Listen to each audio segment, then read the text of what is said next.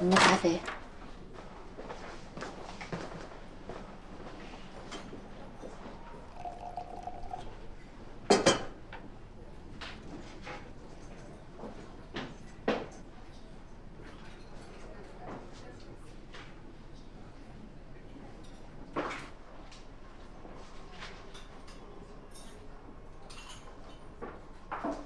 哎呀，这有谋有故事的钻石王老五，还是搅乱了我们小欧的一池春水啊！你们俩确定关系了吧？你说这么大喜事儿，严姐也不说请我们去1/3搓一顿，这几天都没见他人影儿，不会是不敢见我们吧？他是去外地出差了。哟，这还没怎么着的就替他解释上了。去利川这2、3天腻歪的，回来见不着人，是不是抓心挠肝？小雨，你放着我来。拿水冲一下，快。不好意思啊。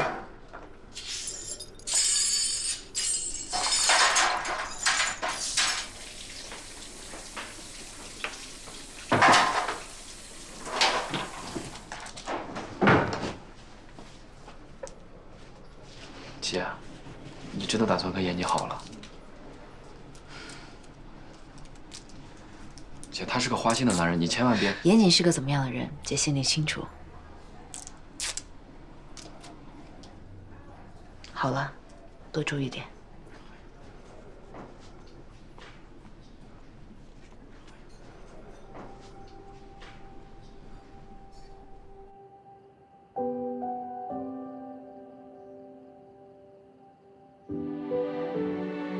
拿油。谢谢。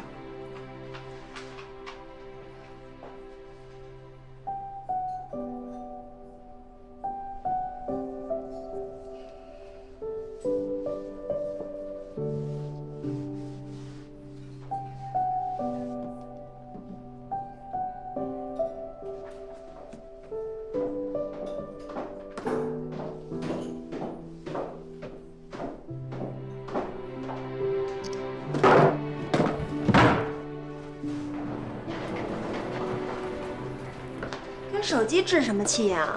摔坏了可就真没有严子消息了。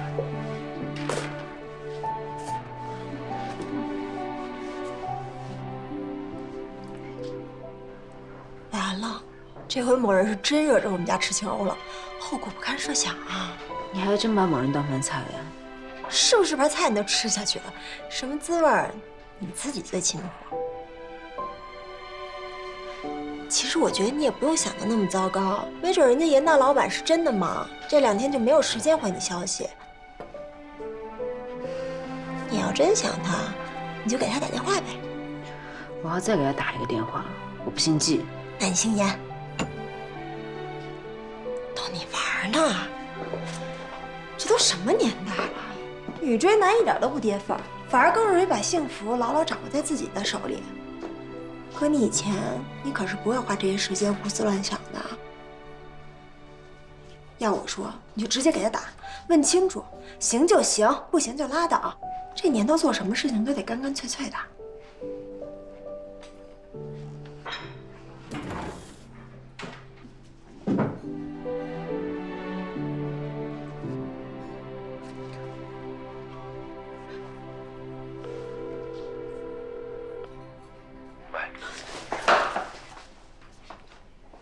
喂，小王，你这2天死哪儿去了？别提了，我在外地呢，最近公司出了点事儿，忙的妈都不认识。哎，我真不是故意不接你电话，等我忙完这一阵儿，亲自到40路店跟你谢罪。你干嘛举着嗓子说话？发生什么事儿了吗？我这跟客户在谈事儿呢，在洗手间给你打个电话，不跟你说了啊，回头打给你。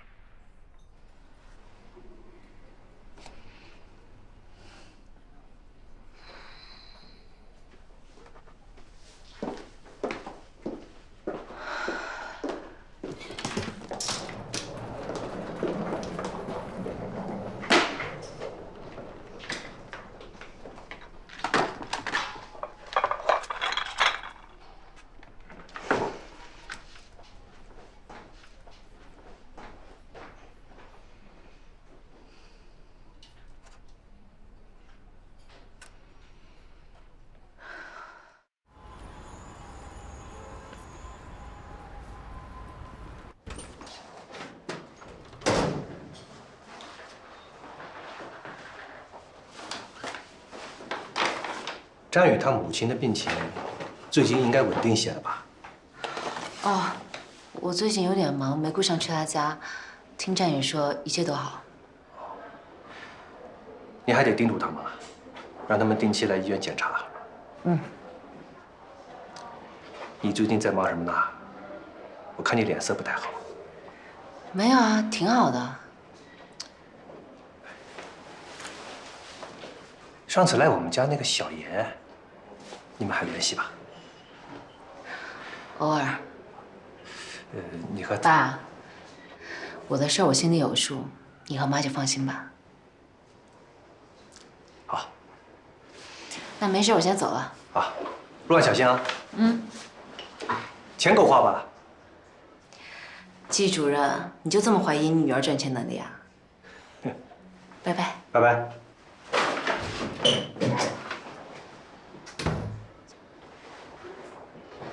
喂，方大小姐。严谨怎么说的？在迪拜都不够你腐败的，还操心我。回答问题。他说他忙着，不方便接我电话，回头再向我赔罪。你什么时候变得这么好欺负了？我呀，还是建议你去他家突击检查一下，什么都清楚了。哎，对了，这边好多东西在打折，我又拍照片给您了，先挂了啊。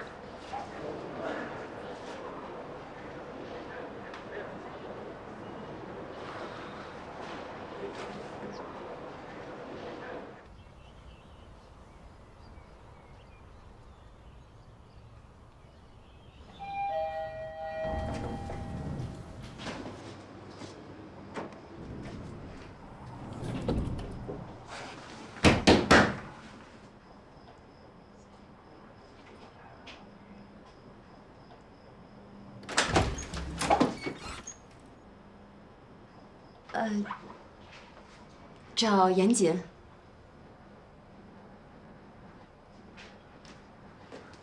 严谨，有人找你。谁呀？季老板，你怎么来了？你朋友啊？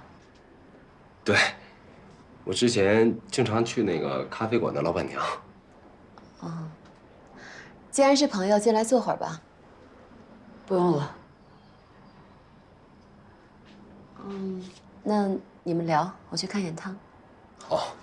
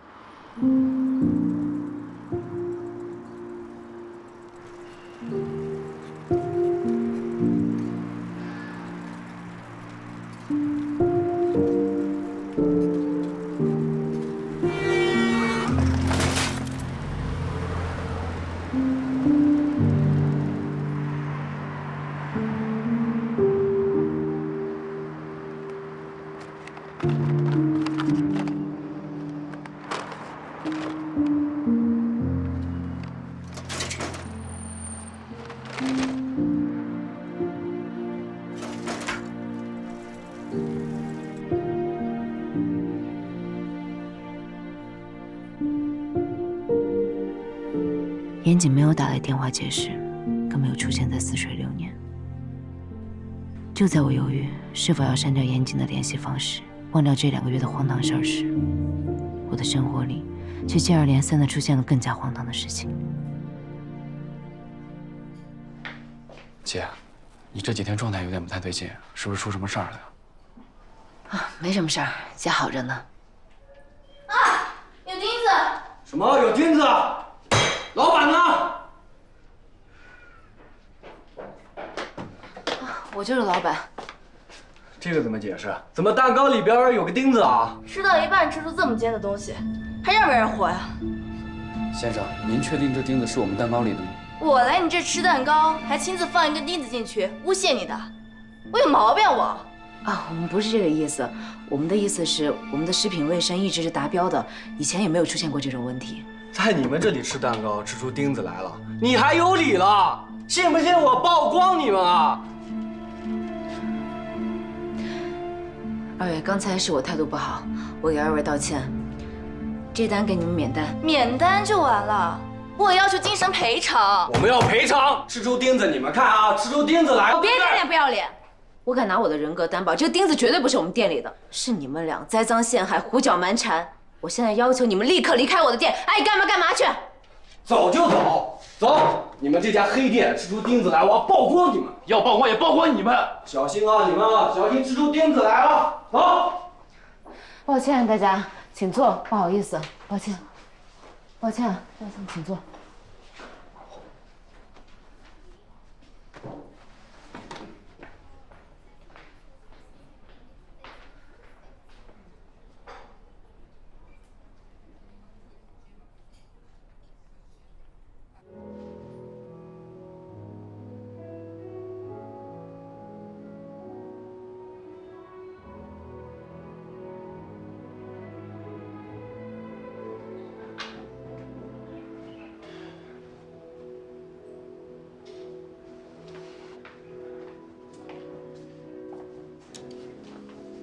姐，别太着急，做生意总有起起伏伏，不忙的时候刚好歇一歇。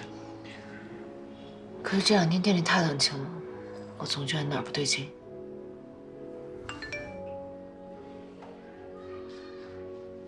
小欧，你快看看，咱们店突然出现好多差评，我看这些人都是刚注册的新用户，明显是有人在故意黑咱们。我把截图发你了啊。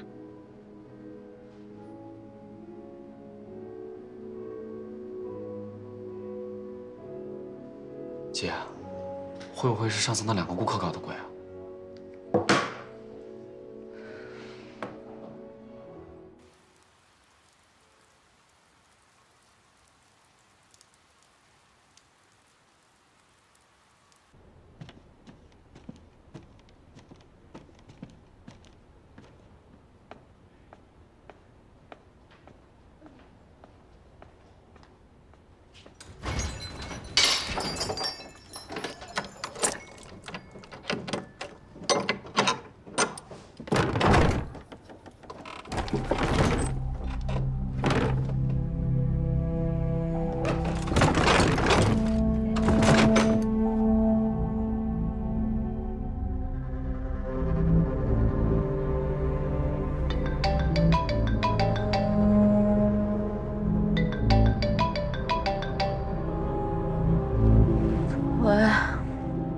是金小欧女士吧？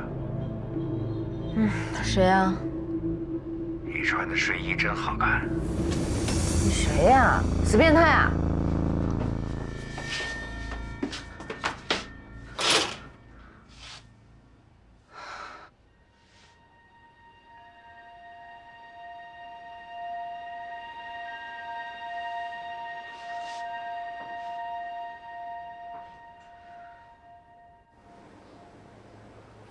没事儿，一定是有人看咱们店里生意好，眼红报复。那天小欧姐还被锁到了店里面，我去找人拆了锁才开的门。其实我这几天晚上都有接到骚扰电话，对方问我是不是季小欧，然后就把电话给挂了。我再打过去，对方就关机了。是同一个人吗？不是。最近店里怪事儿一件接一件，肯定是蓄意报复。你们是不是得罪什么人了？没有啊。上次有2个客人硬说在我们蛋糕里面吃出了钉子，那一看就是他们自己放进去的。我们就说了他们2句，也不至于闹这么大的动静啊。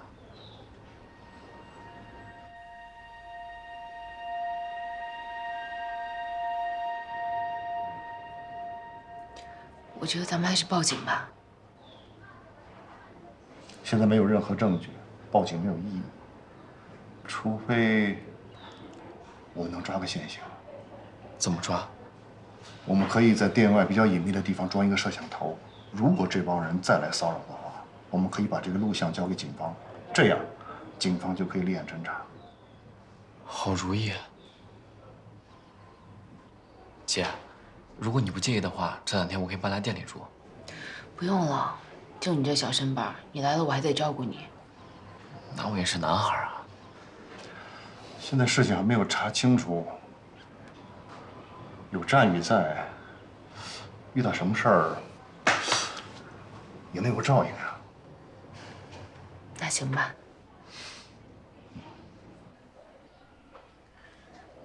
你们从利川回来之后，严谨对你忽冷忽热的，战宇是怎么看待他的行为的？他当然是替我生气。赵廷辉，你今天是为了战宇的案子来的，为什么一直盯着我、战宇、严谨3个人的关系问来问去？你到底想知道些什么？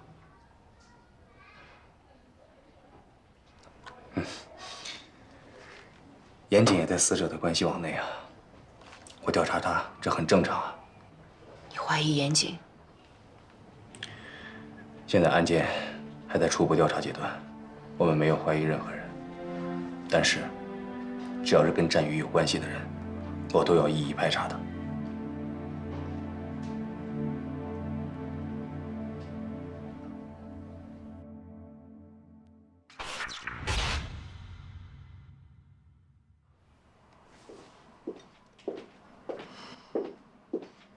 我炖了点汤，把它喝了吧。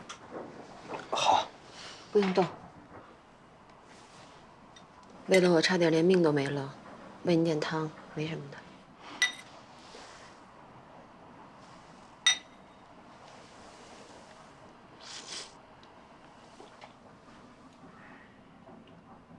伤口很疼吧？没什么事儿，躺个2天应该就好了。你是又得罪了什么人吗？段哥的仇家不少，但是我没想到他们竟然会追到这边来。人我已经让伟子去查了，所以你不用担心，这2天好好养伤就行。今天连累你了。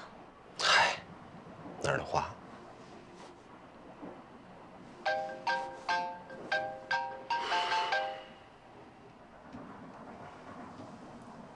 家里人打来的，我现在这个样，还是不要让他们知道比较好。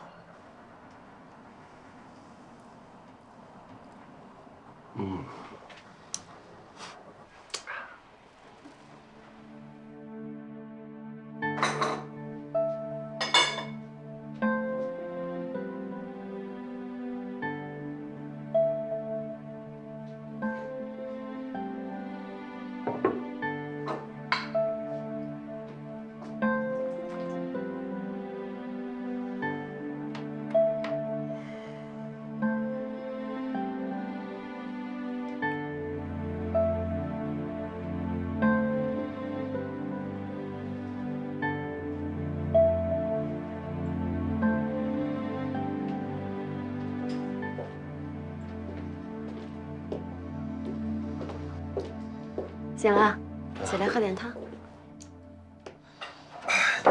公司里有那么多事儿等着你处理，你还过来照顾？这算什么呀？要不是你，我现在人都不知道在哪儿呢。小心烫啊！好喝。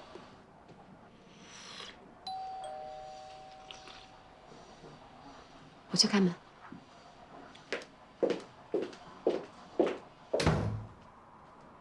东西先放下吧，喝点水吧。严谨呢？还睡觉呢？已经醒了。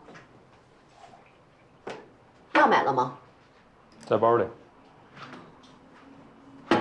喏。哎，刘总来了，梅姐刚煲的汤特好喝，我给你盛一碗。严总恢复的不错啊。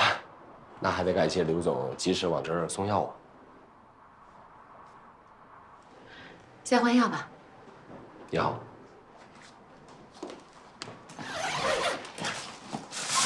我来吧。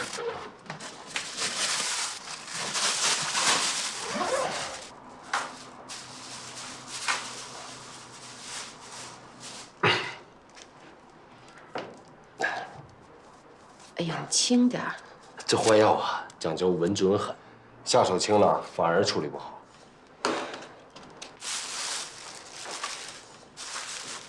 人抓着了吗？还没。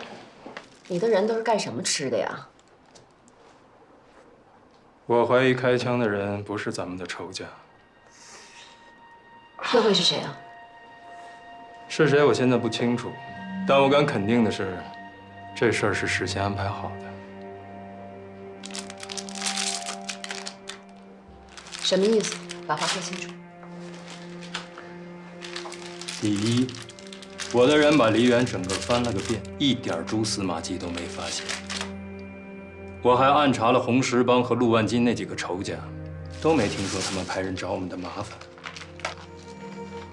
第二，通过子弹可以断定这把枪是射程在800米以内的中口径狙击步枪，精准度极高啊！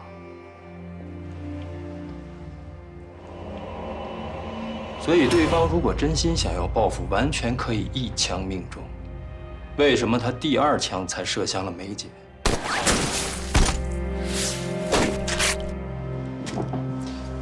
第1枪是不是有意在引起某个人的注意啊？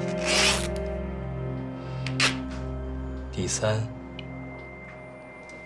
段哥忌日当天，严总鬼使神差地出现在墓地，却恰恰在那天发生了意外，还让严总受了伤。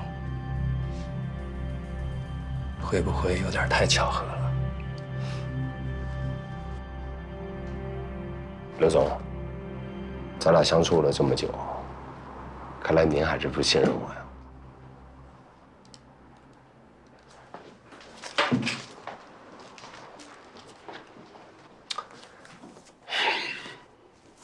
这些都是我做武警和缉毒警那些年获得的勋章，大概10几20处吧，具体的我也记不清了。我印象最深的一处，是我身为缉毒警执行最后一次任务时被毒贩击中了胸部，子弹击穿了我的护甲，离心脏只有0.几公分。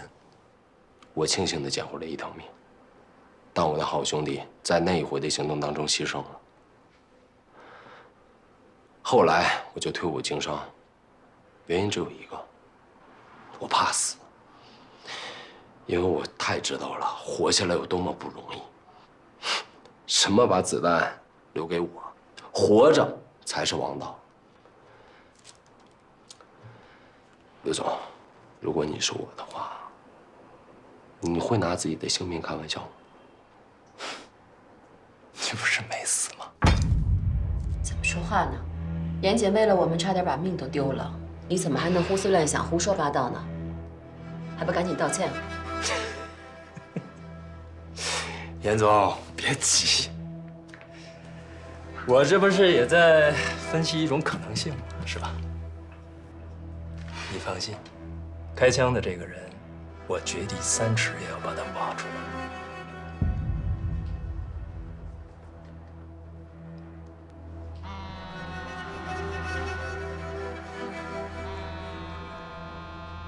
天天有骚扰电话，也不知道哪个王八蛋天天盯着我。公司还有事儿，我先走了。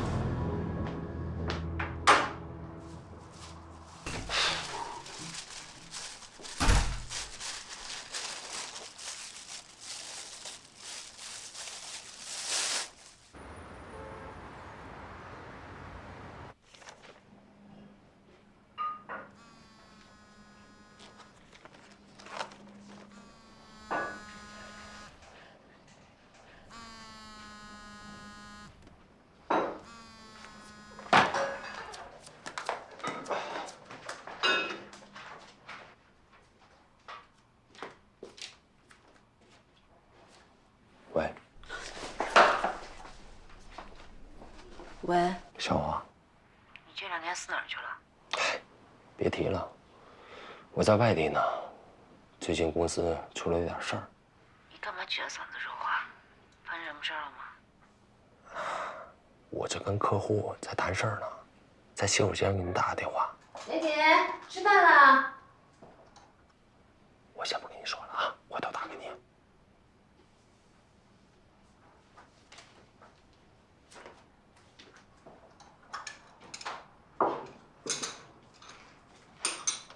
嚯，这菜一看就是有故事的女人才做得出来的。什么有故事啊？好几年没下厨了，凑合吃吧。这好菜不配上好酒，说不过去啊。你不能喝酒。没事，少喝一点。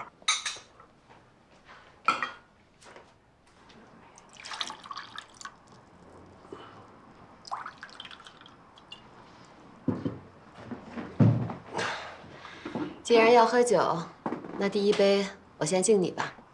来，铁伟子跟你说声对不起，今天他说的话确实有点过了。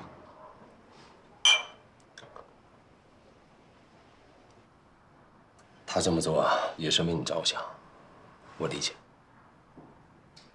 他疑心重呢，是因为以前吃过不少的亏。但是话说回来，这些年要不是有他护着我，估计我早就被段哥的仇家给做了。刘伟他对你什么情感，我一早就看出来了。虽说啊，他是一个糙人，但他对你真的是细致入微。你就从来都没考虑过他吗？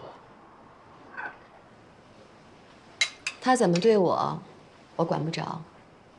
但是我对他，只能是兄弟。毕竟我们两个中间隔着一个段哥。虽然他已经不在了，但是这辈子，刘伟都得管我叫大嫂。看来刘伟还真是一个重情重义的男人。其实我跟他，在生意的经营上面有很多不太一样的观念。我呢，是觉着只要能把眼前的生意做好就行了。但是刘伟什么钱都想赚，有时候还觉得应该干几票更大的。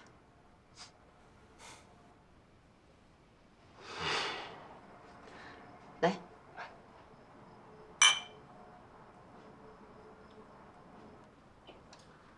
来吧，吃点菜，要不然都凉了。好，尝尝这个。这个排骨还是之前段哥教我做的呢。这手艺真不错啊。这段哥都这种地位了，还下厨做饭啊？刚混社会的时候做过几年厨子，后来虽然过上了打打杀杀的日子，但是只要有时间，他还是会回家做菜吃的。铁汉柔情。看过电影《甜蜜蜜》吗？其实我跟段哥挺像电影里边的李翘和豹哥的。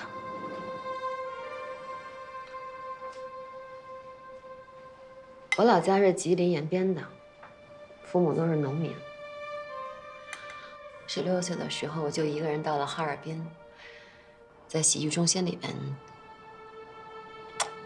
做事儿，按摩的。去那儿的男的，大多都挺粗暴无礼的，有的时候还经常会对你动手动脚。但是段哥不太一样，来的时候总会点我去给他服务，还会跟我聊天，给我讲故事。走的时候还会给我很多小费。我记得有一次，有一个男的，因为我跟段哥杠上了，结果段哥当场就把那个男的捅了个半死。那个时候我才知道，原来他是混黑社会的，还是个不小的头目。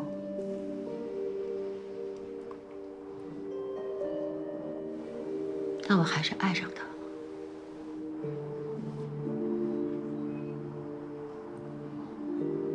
段哥后来也跟我说，其实他第一次见我的时候就喜欢上我了，觉得我跟别的女孩不一样。虽然脾气很臭，但是人很真。后来，你就嫁给段哥了吗？没有。算命的说段哥不能结婚。我也无所谓啊，结婚不结婚又能怎么样呢？反正不是已经打定了主意要做他一辈子女人了吗？其实，在东北那些年的日子，过得挺提心吊胆的。但是我觉着，跟段哥在一起的每一分钟，都挺温暖的。那是为什么你从东北搬到梨园来了？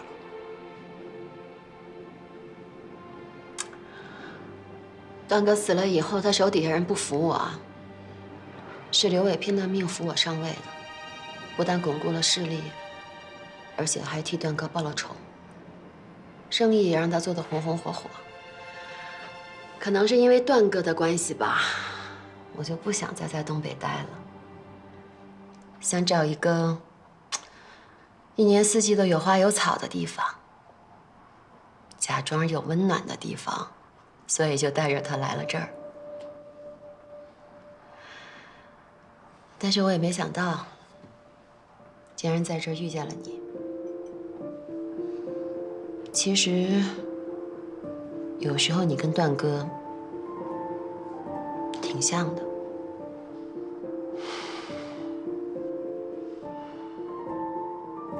梅姐，咱们俩能相遇，真的是一种缘分。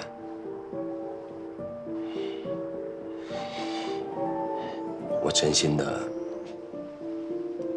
想要好好珍惜你。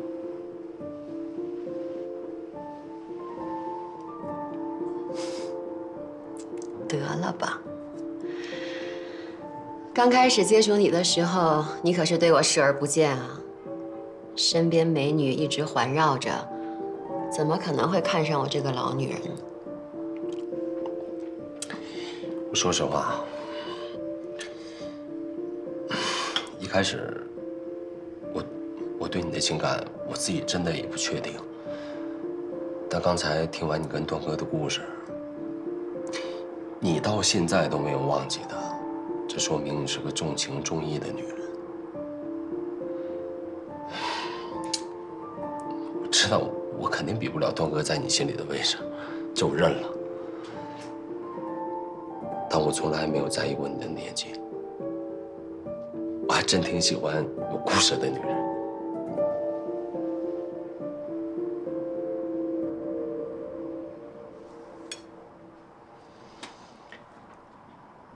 为有故事的人。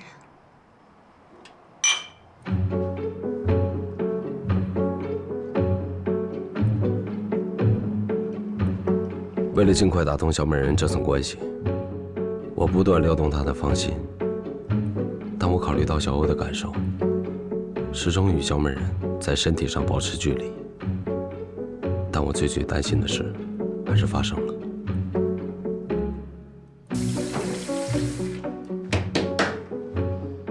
我去开门。来啦，严谨，有人找你。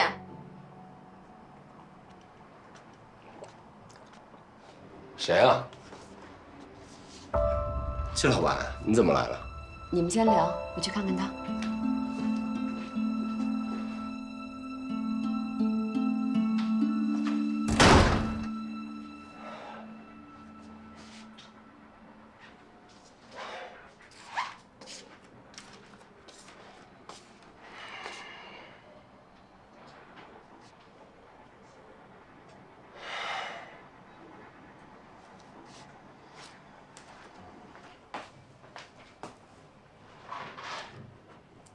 季老板是你朋友？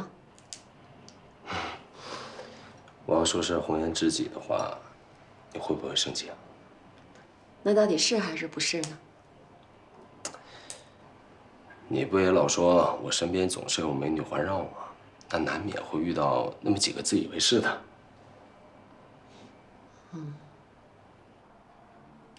这2个菜应该够你吃的了，这个留着下回再做吧。你的伤也稳定的差不多了，我先回公司。真生气了？没有，确实有一些事情需要去处理。那我送你回去。不用。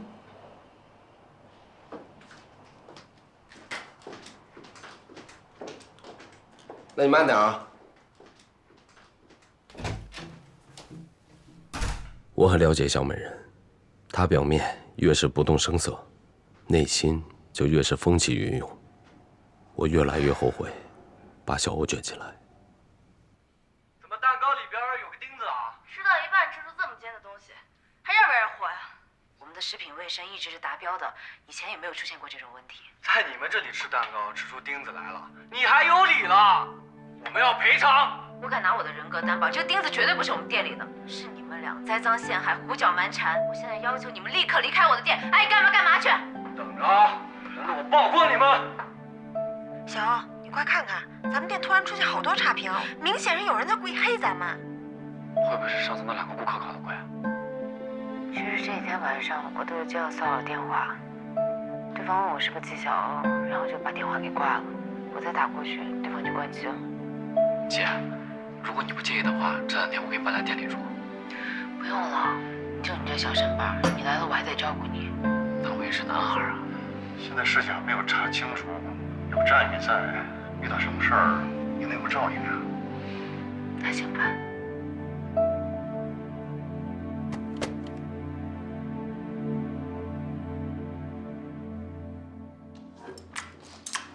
味道不错，你们食堂自己包的吗？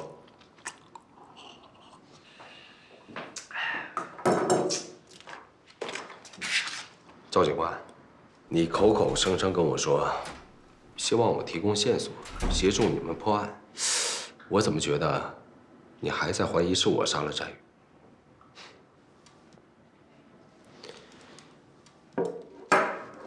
你在努力寻找我的杀人动机。你不停地追问我纪晓欧跟战宇之间的关系，你该不会是怀疑我是因为感情问题杀了战宇吧？你想多了，我就是想了解一下死者平时的一些情况，而且我也没有任何证据证明你就是杀害战宇的凶手啊，所以你千万别想太多，你就把你跟战宇之间的事情交代清楚就行了。我明白。不过，你刚才那些小动作，把自己给出卖了。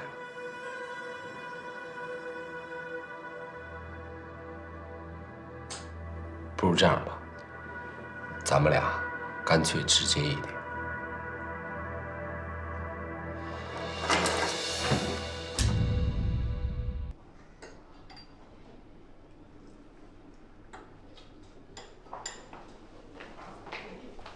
小雨，你这手艺不比冯大哥差。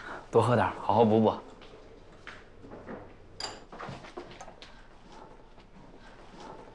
你不会打算要在这儿睡吧？这个长椅好好布置一下，肯定很舒服。姐，你给我个枕头和毯子就可以了。不行，你在这睡一晚上腰都会断。医院的长椅我都睡过通宵，这个更不是问题。医院长椅？我上高中那年，我妈晚上腿疼得厉害，就连夜送她到医院的急诊，然后就在长椅上睡了一晚。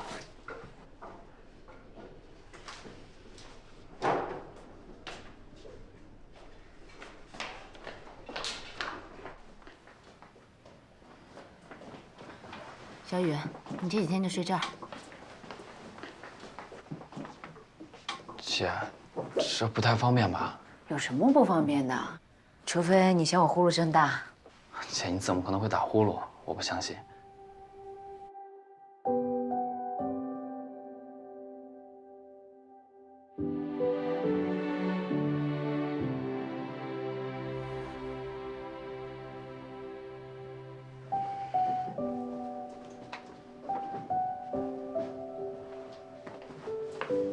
你就用这个枕头吧。我用那个垫子就行。你平时拉琴本来肩颈就不好，睡觉要格外注意，听话。你先去洗漱吧，我先去收拾东西。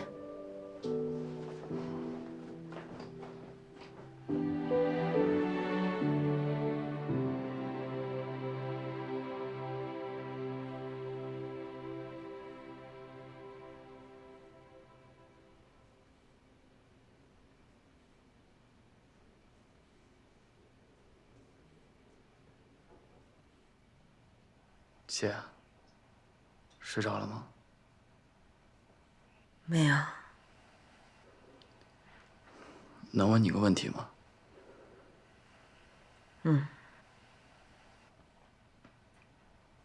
前阵子你跟严谨去利川，都干嘛了？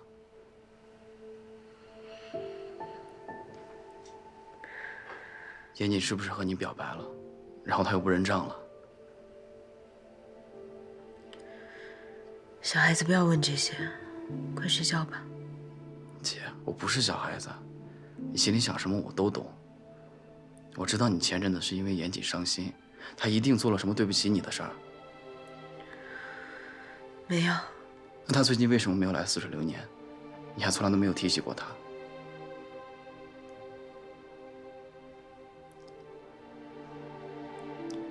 我不想看你这么难过。如果严谨骗了你，我不会放过他的。好了好了，你姐刀枪不入，怎么可能被一个男人上刀？我和严谨从头到尾就没什么，连朋友都不算。时间不早了，快睡吧。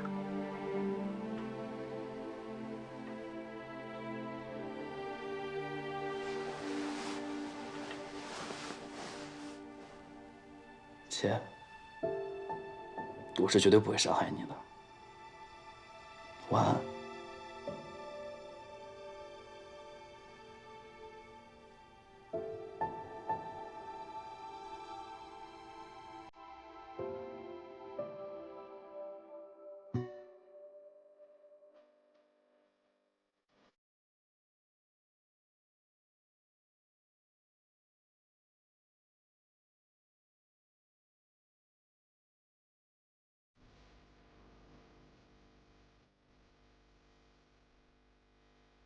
那段时间，战宇寸步不离的陪伴让我心安了许多。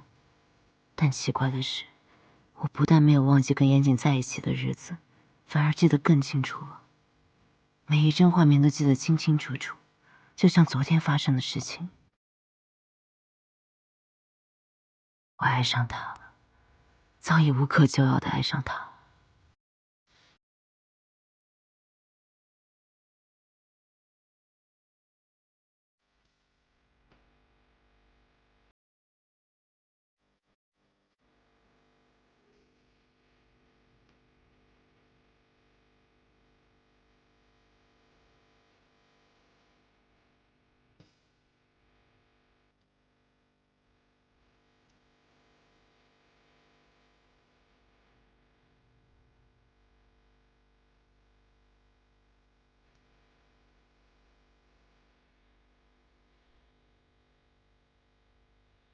我第一次觉得自己变成了以前最讨厌的那种女人，可即便如此，我还是不争气的抱有幻想，希望明天一睁眼，严谨就自动出现了。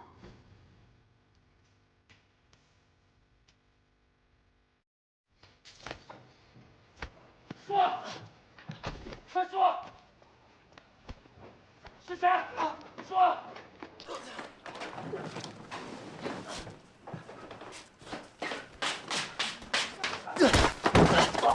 说是谁？说！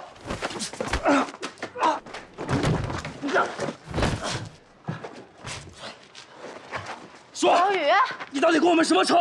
为什么三番五次来捣乱？你要是给我钱，我就干。我也不知道他是谁。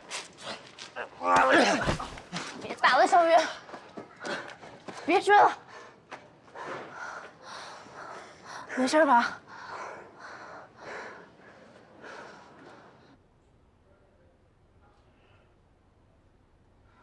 没想到你这个小艺术家还挺能打的，那个人块头这么大。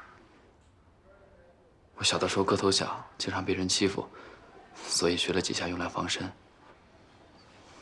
姐，刚才你要不拦着我，我绝对逼他把指使他的人说出来。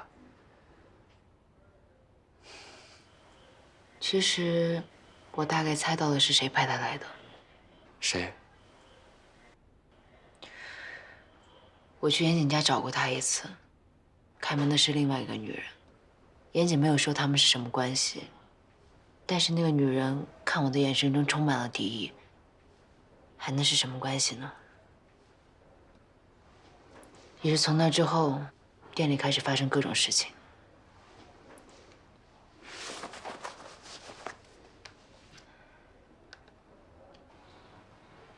姐，你看是不是这个女的？就是她。你哪来的照片？那天晚上，王老师去一个高级会所见一个国外的音乐家，偶然在厕所碰上了这一幕，怕你难过，就没有拿出来给你看。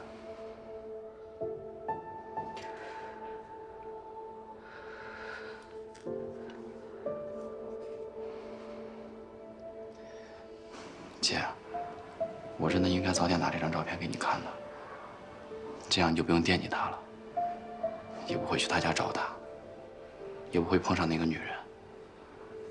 46年也不会出这事儿。这件事儿跟你没关系，是我自己太天真，对他期待太多。姐，你这么善良，和严谨完全是2个世界的人，你从一开始就不该和他接触。我看那个女人也不是什么好人，他们才是天生一对儿。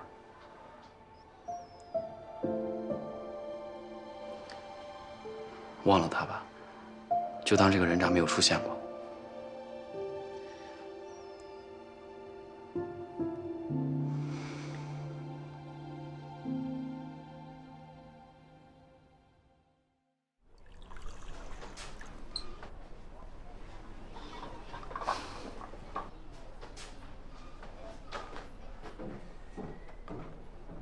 不好意思，久等了。姐，胃舒服点了吗？啊，没事了。行，我去给你泡一杯蜂蜜水。哎，小欧，店里挺好的，你踏踏实实上楼休息吧。哎呀，我没事儿，该下楼活动活动了。啊，那我忙去了。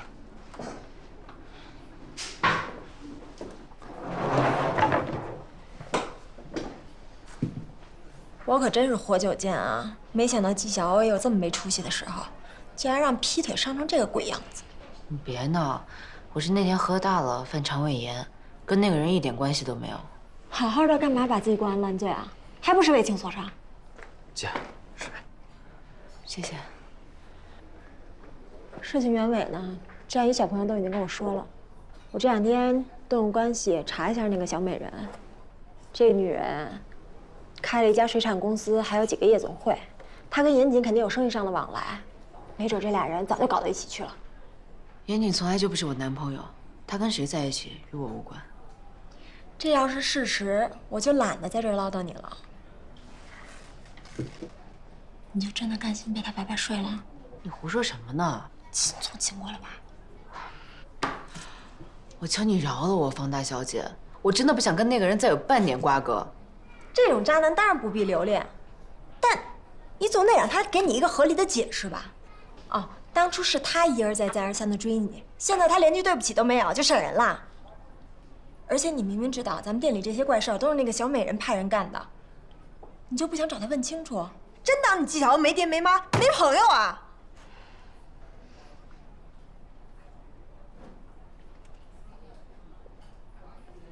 好，走。走。哎，等等，你们俩去太不安全了，我开车送你们去。还是冯大哥给力。姐，你们还是别去了，那个女的背景肯定不简单，万一出事了怎么办？有冯大哥给我们当保镖，我们怕什么呀？那如果以后冯大哥不在，他们再派人找麻烦怎么办？我觉得这事儿还是算了吧，以后不跟严谨来往就是了。战宇，你平时不是挺向着你姐的吗？你今天怎么了？你姐都让人欺负到头顶上了，咱们就这么认怂啊？今天必须找个说法。走，走，战宇，看店。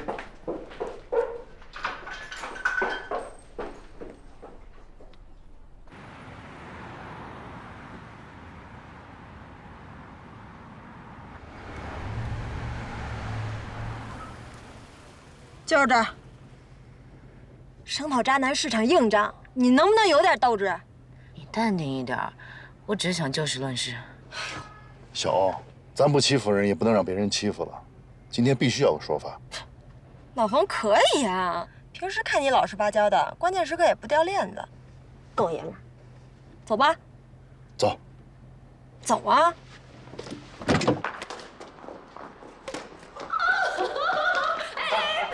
我来，我来。你说真够巧的，这个渣男。你看。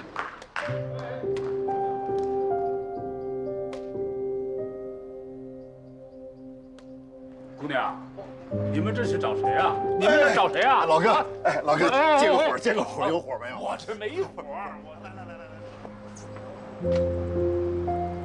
你们干什么来了？我们来看严老板是怎么始乱终弃的。哟，这不是季老板吗？怎么找到这儿来了？那些去我店里捣乱的人，是你派去的吧？你这话什么意思啊？我不太明白。还装呢？抢了别人男朋友不说，还恶意报复。我们可以告你恶意恐吓、毁坏他人财物，你知道吗？你朋友？怎么可能？纪晓，有什么事儿你跟我说，少带人过来捣乱，听到没有？赶紧走。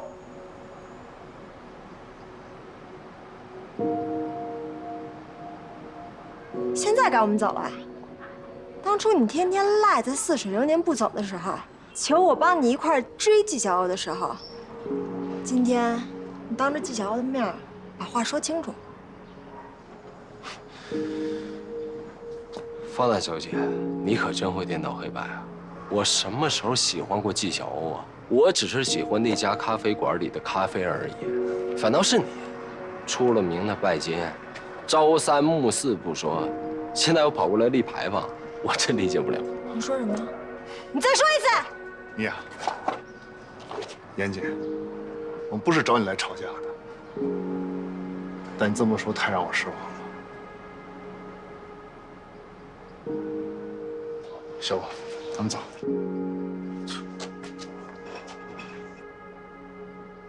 严姐，我今儿来就问你一句话：咱们俩到底算怎么回事？咱俩能怎么回事？我都跟你说100遍了，我对你没有感觉。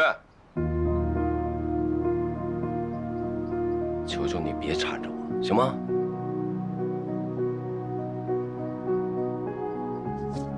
渣男！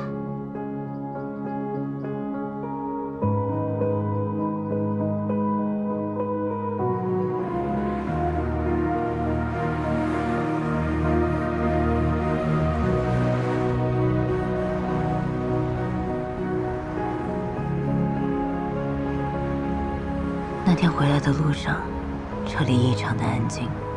我听着风的声音，看着窗外的车水马龙和来来往往的人群，突然释怀了。严谨这一夜，我现在终于可以不带任何留恋的翻过去了。我的生活可以就此回归平静，一切都回归到严谨出现前的那种有点无聊的平静。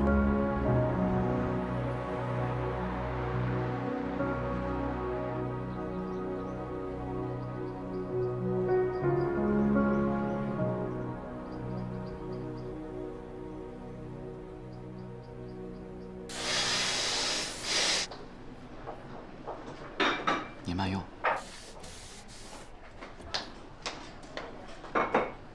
小雨，马上要期末考试了，准备怎么样？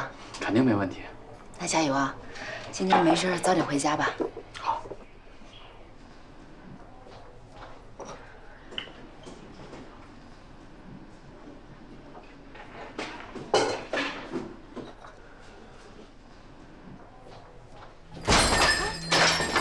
出去！过来走！出去！你们干嘛？给我砸！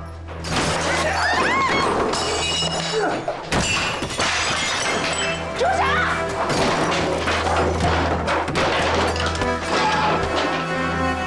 小雨，不要打了！不要打了！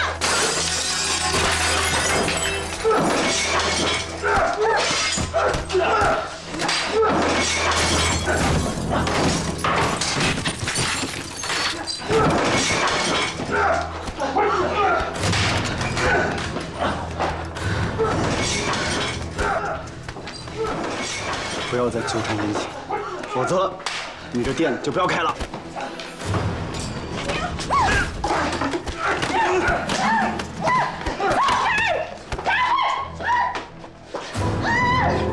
放开！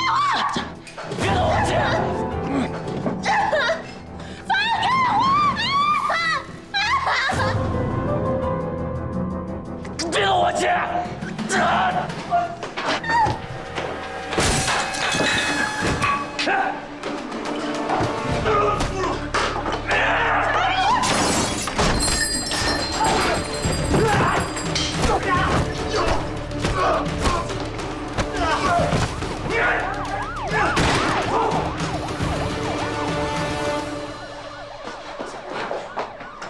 小雨，没事吧？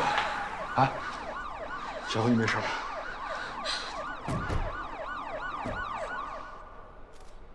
那伙人一冲进来就开始打砸，那个领头的还把我姐压到桌子上，想欺负她。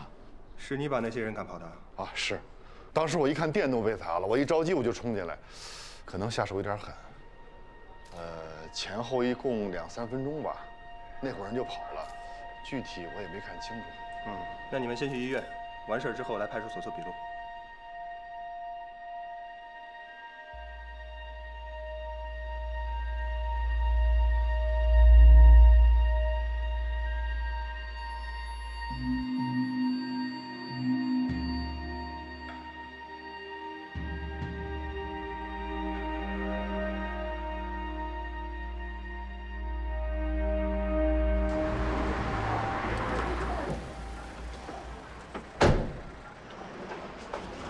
姑娘，姑娘，你找谁啊？跟你说了，我们没做没赞。跟你说话呢，我们没做没赞。老黄，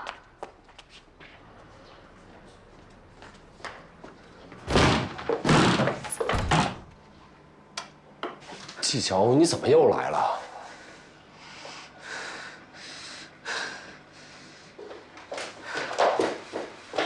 你要干什么呀？哎。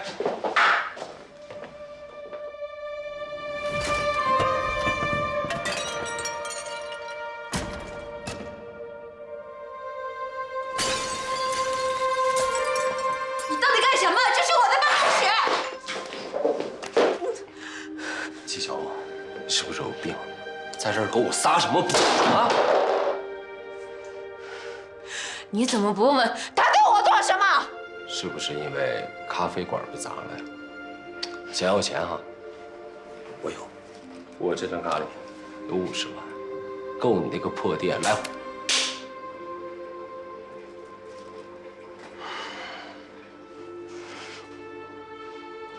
我从头到尾都不认识你这个人渣。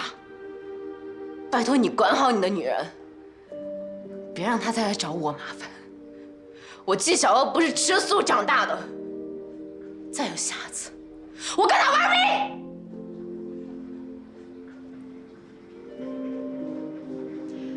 欢迎啊！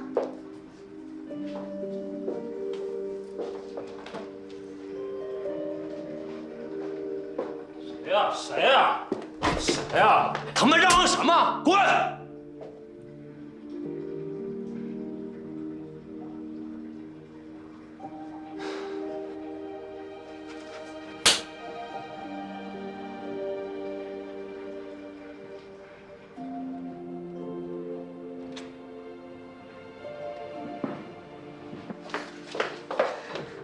让开！这屋给我砸成这样，连个交代都没有。往哪儿走？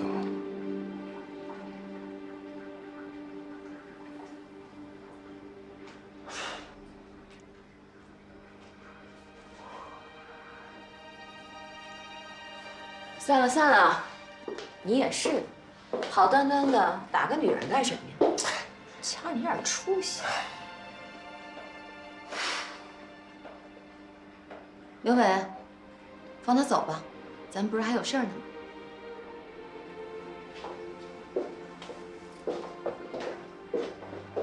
看看，这不是打红的吗？拿个冰袋来。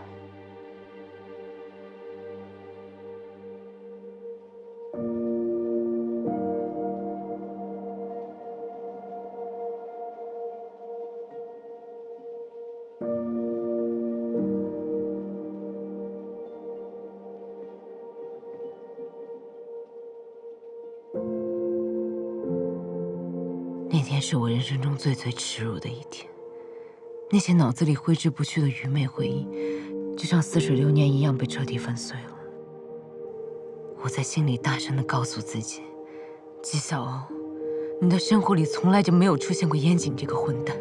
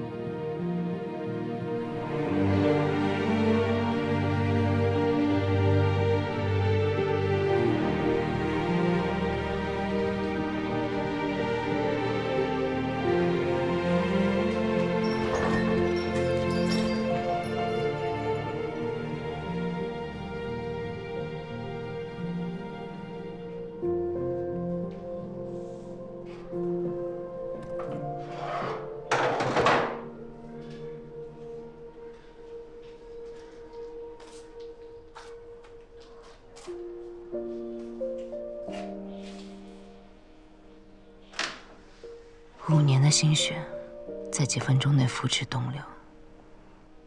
一个人坐在废墟里，我想起了很多事儿。想起小时候在这间屋子里和奶奶度过的时光，想起奶奶去世前曾对我说：“小欧，你记着，什么时候都不要轻易绝望，在痛苦中要忍耐，在患难中要喜乐。”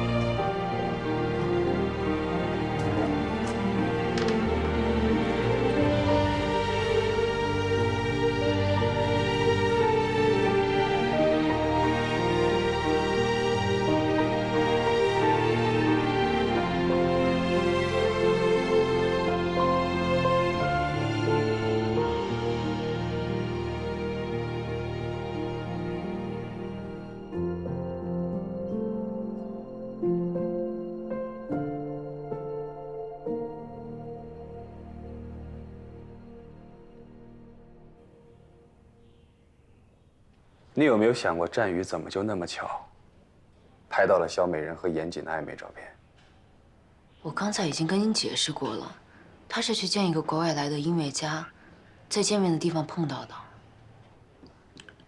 可是据我所知，那个地方是一家高级会所，因为涉黄涉黑已经被查封了。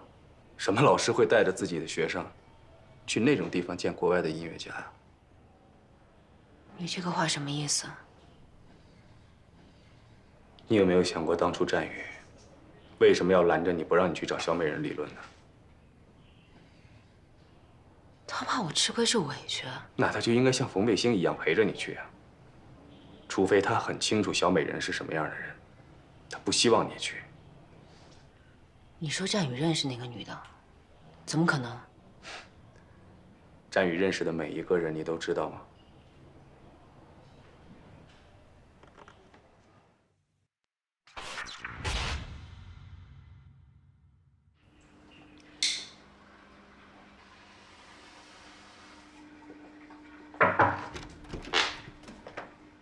梅姐，刘总，聊事儿了。那我外面等。你们俩。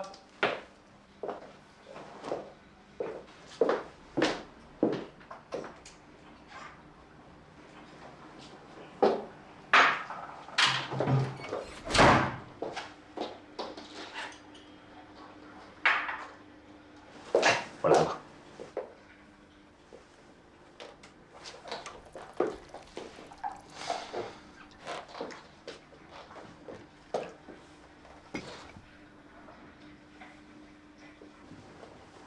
你不喝？我哪有脸喝茶呀？还生气啊？生什么气啊？又没出什么事儿。我跟那个季老板，真不是你想象的那种关系。我想的哪种关系啊？就算是那种关系，又能怎么样呢？反正他又不配你。说的没错。为了这么一个女人，不值得。之前啊，是我做的不好，哎，这一切都是我不对，我不应该。伤好多了吧？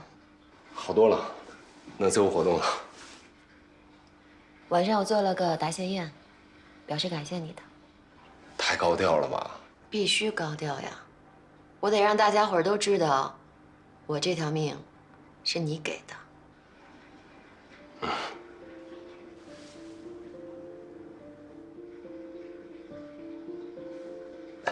再给你加点水。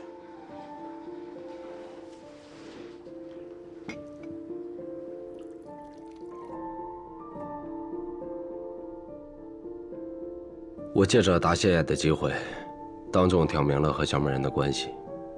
令我意外的是，她并没有拒绝，反而有种炫耀之势。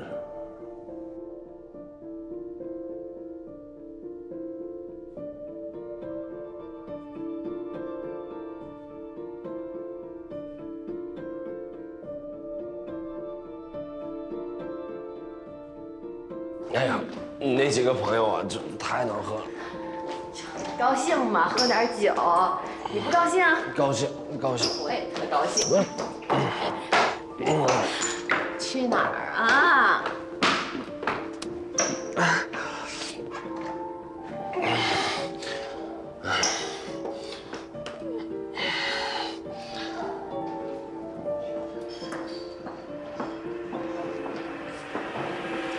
怎么了？这酒喝多了头疼了。没事呗？忍着点，去厕所啊！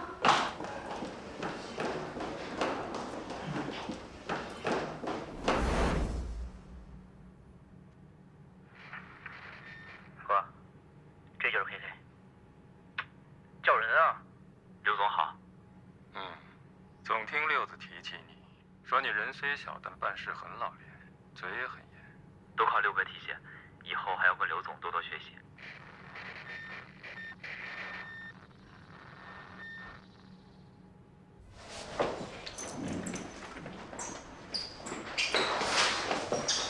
你怎么在这儿啊？那你呢？你跟那个女的什么关系？合作伙伴。我警告你，今晚的事儿你不能告诉任何人，知道吗？你觉得我会听你的吗？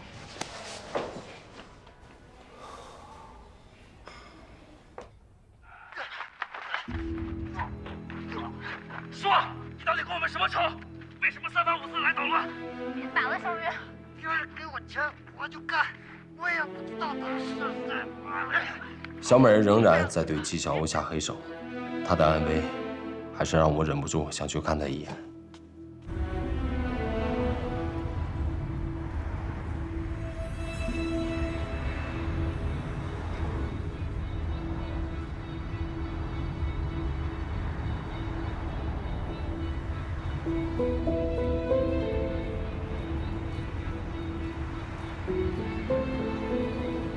但我没有想到，小美人一直都有派人监视我。这意味着，在任务结束以前，我唯一能做的就是彻底的远离纪晓鸥，任凭这场误会像滚雪球一样越滚越大。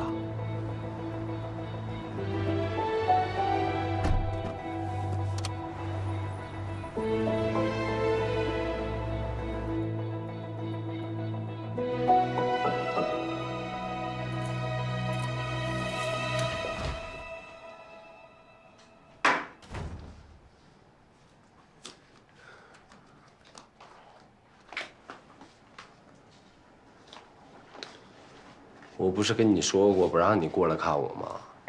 真不怕出事儿？月黑风高夜，我杀了你都没人知道。你们家楼下门禁坏了，我走探头盲区进来的，绝对安全。我就多余把我家大门密码告诉你，给我听好了啊！以后不可以过来，要见面，咱们还是老地方碰头。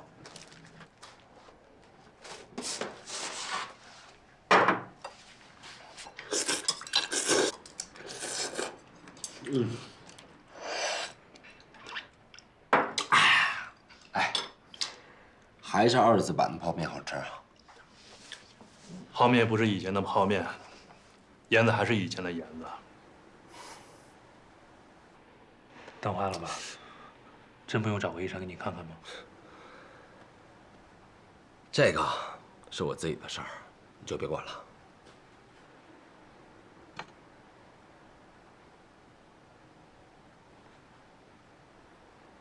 还在惦记纪晓鸥呢？就是因为我，小美人已经开始对纪晓鸥下手了。我真不敢想，后面会有什么更可怕的事情会发生。用不用我安排人去保护一下？你千万别打草惊蛇。小美人这么做也是有意在考验我，只能苦了纪晓鸥了。哎，我万万没想到，有朝一日我也成了渣男。我知道你心里委屈，但眼下为了尽快拿下小美人，你不能出半点差错。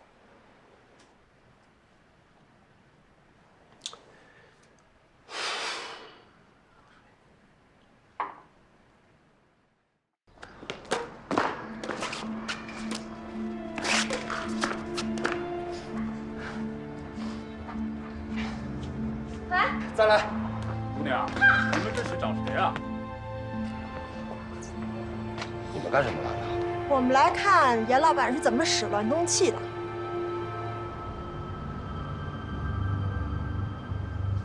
方大小姐，你可真会颠倒黑白啊！我什么时候说过我喜欢纪晓鸥了？咱们俩到底算怎么回事？唉，咱俩能怎么回事？我都跟你说100遍了，我对你没有感觉。求求你别缠着我，行吗？渣男！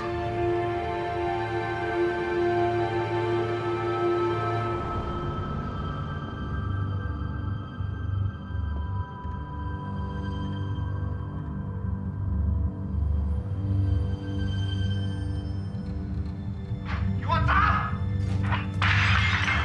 住手！小米！不要打了！不要再继续来了，否则你的店就不要开了。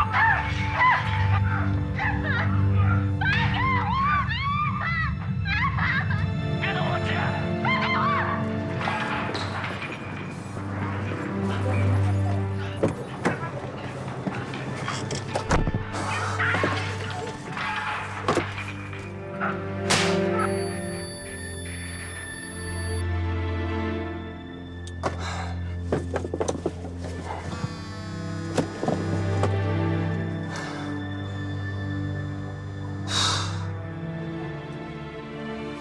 喂，严姐，来一趟我办公室，有事找你。好。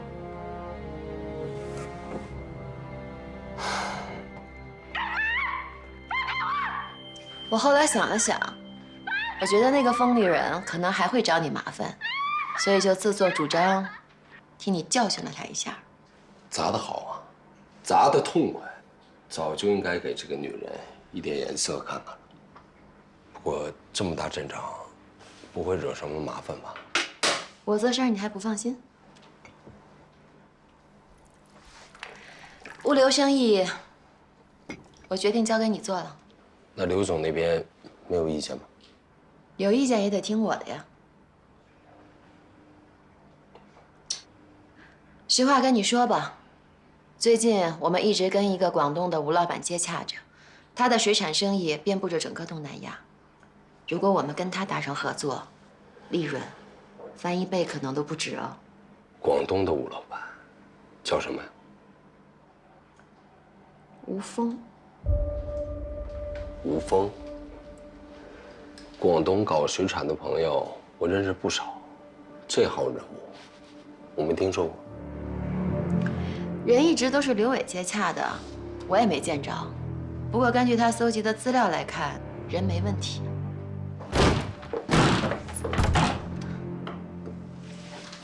你怎么又来了？你要干什么呀？在这儿给我撒什么泼啊！刘伟来了，事情就严重了，我必须让纪晓鸥安全的离开。谁呀？谁呀？他们嚷嚷什么？滚！我看着纪晓鸥愤怒而又委屈的双眼，心都碎了。这一巴掌就像一把刀一样，狠狠地插在了他的心上，也彻底斩断了我和他之间所有的感情。即便案件终结，我可能都无法再挽回他了。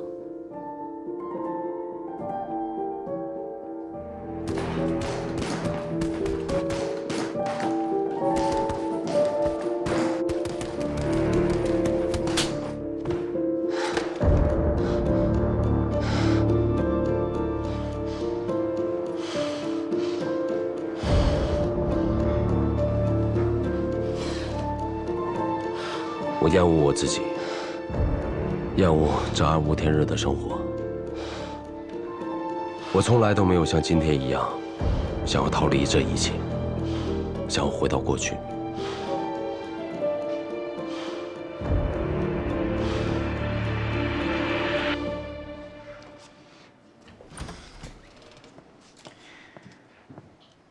下午了，你也喝杯咖啡提提神吧。这味道你应该挺熟悉的。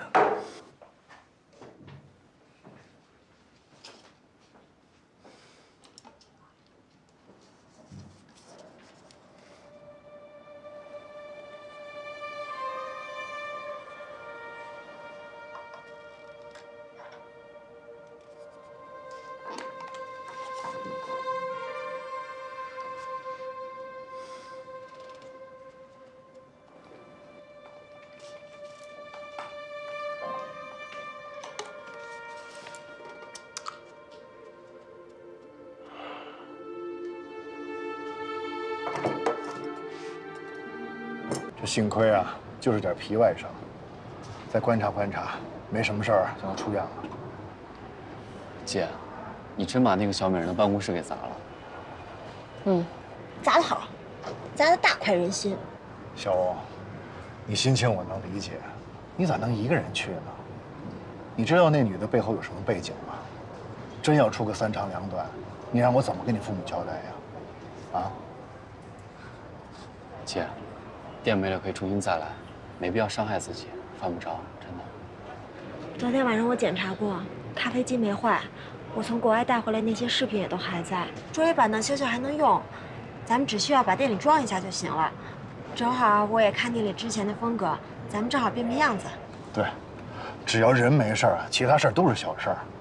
我相信啊，只要咱们齐心协力，用不了多久，46年就可以重新开业了。可以现在的基础，重新装修加上添置新物件，至少得花30万。我这2年都白干了。要我说，昨天就应该拿着严谨那卡。从今往后，你们都不要在我面前提这个人的名字。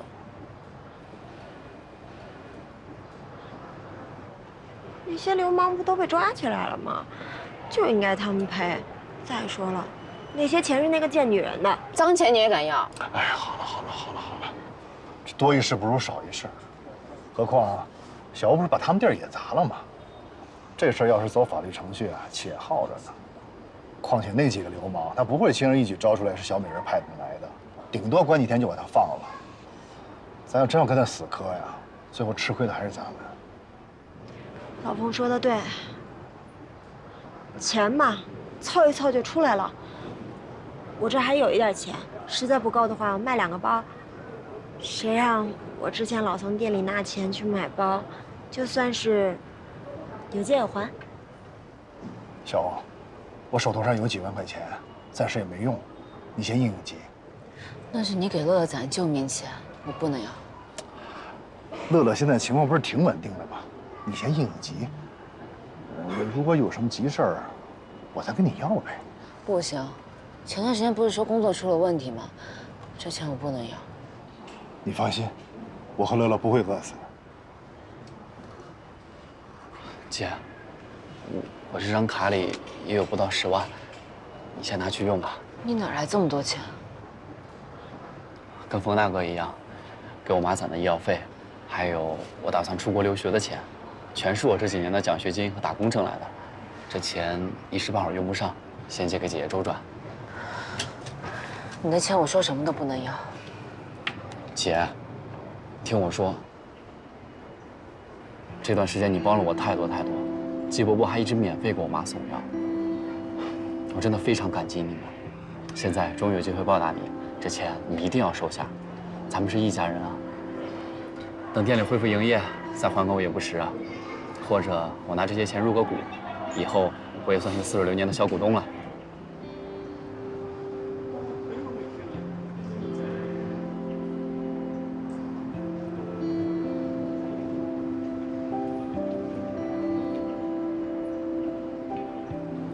你们的心意我统统都收下了，客套话不说。你们放心，我一定会把似水流年重新开起来。干杯！干杯！加油！加油！加油！加油！加油！加油！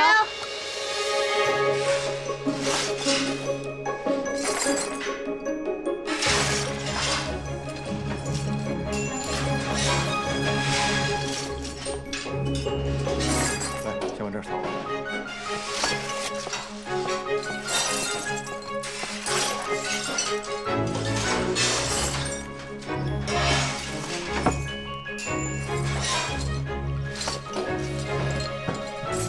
大家来喝咖啡。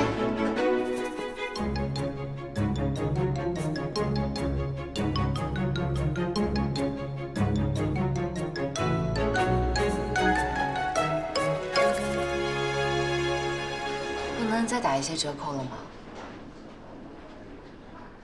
好，那我再考虑一下，谢谢。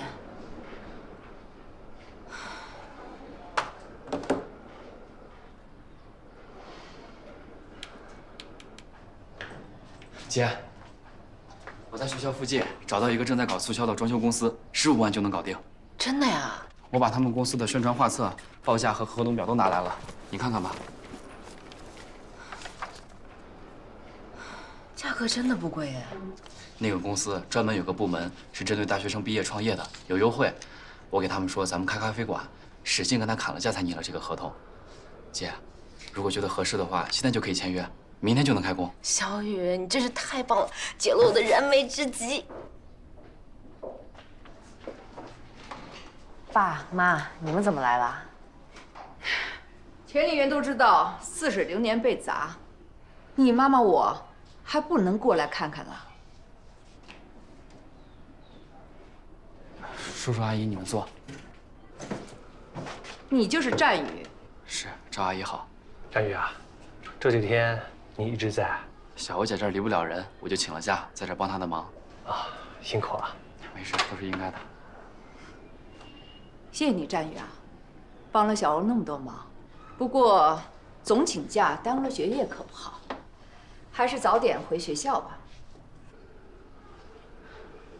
阿姨说的对，我是该回去了。姐，刚好晚上我有排练，我先走了，明天再过来。好。叔叔阿姨再见。哎啊，再见啊！注意安全啊！拜拜。拜拜。小欧啊，嗯，你妈给你熬的汤，补你身体啊。谢谢妈。你和这个战宇最好保持距离，孤男寡女搂搂抱抱的，不怕外人看了说闲话呀？你接下来什么计划？继续开咖啡馆啊？还开？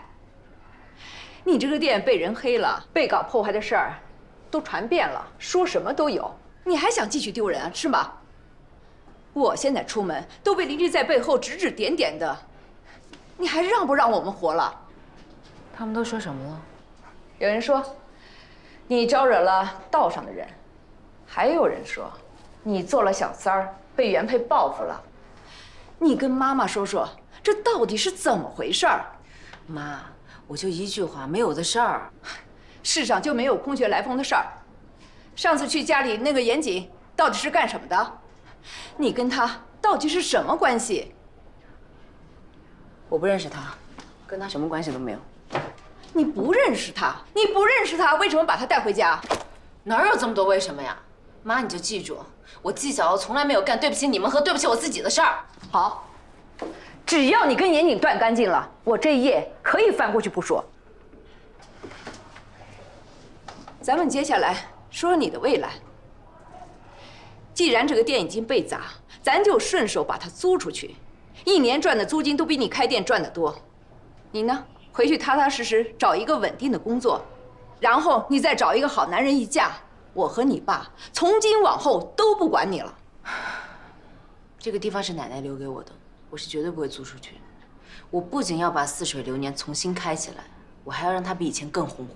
你要活活把我气死是吗？我就不明白了，我不杀人不放火，我合法做点生意，我怎么就气到您了？您要是看不惯我这个女儿，您可以再生一个或者去捡一个，让她按照你的想法去活，我绝对没有意见。老季，你看看，这就是你女儿吗？哎呀，好了好了，小娃，我和你妈看你好好的，我们就放心了。咱们先走了啊，来，我们先走啊。哎呀，别拉着我，下回再说了。小欧，这里面有你爱吃的点心啊。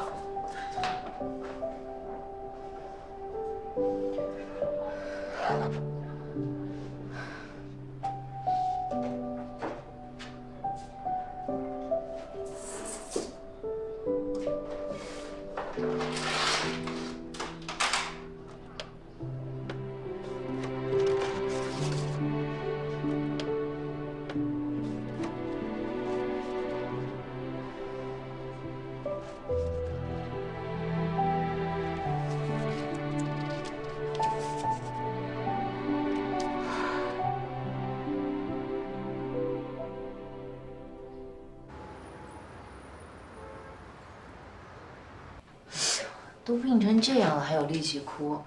为了个渣男何必呢？按我来说呀，你就不应该瞒着我跟那个男的好。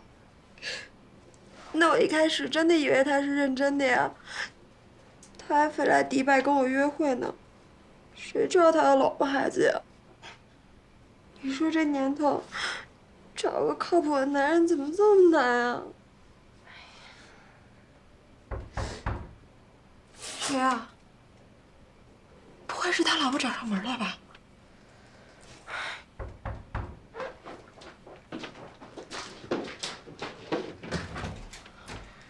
冯大哥，哎，小欧，哎，我让冯大哥给你抱一些汤送过来。冯大哥来了啊，怎么样？退烧了吧，小凤？好多了，谢谢冯大哥，大老远跑一趟。小欧说你病了，我就买了一只鸡，煲了一汤。哎，你俩多喝点儿。哎，冯大哥，你吃饭了吗？我吃了，我跟乐乐在家已经吃过了。你们吃。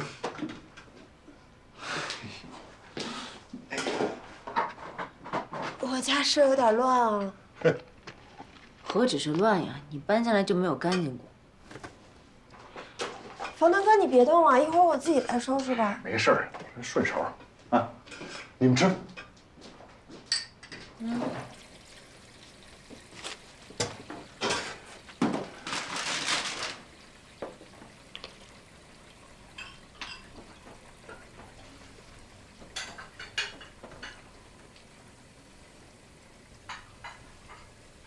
我怎么又哭了呀？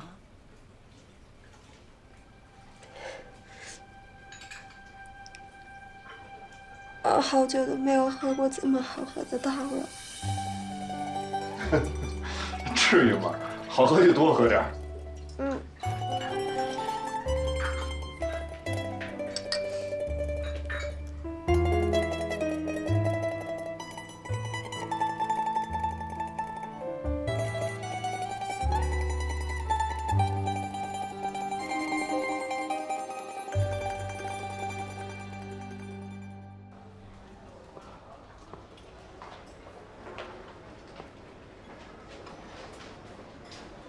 战宇最近对你越来越关心了啊！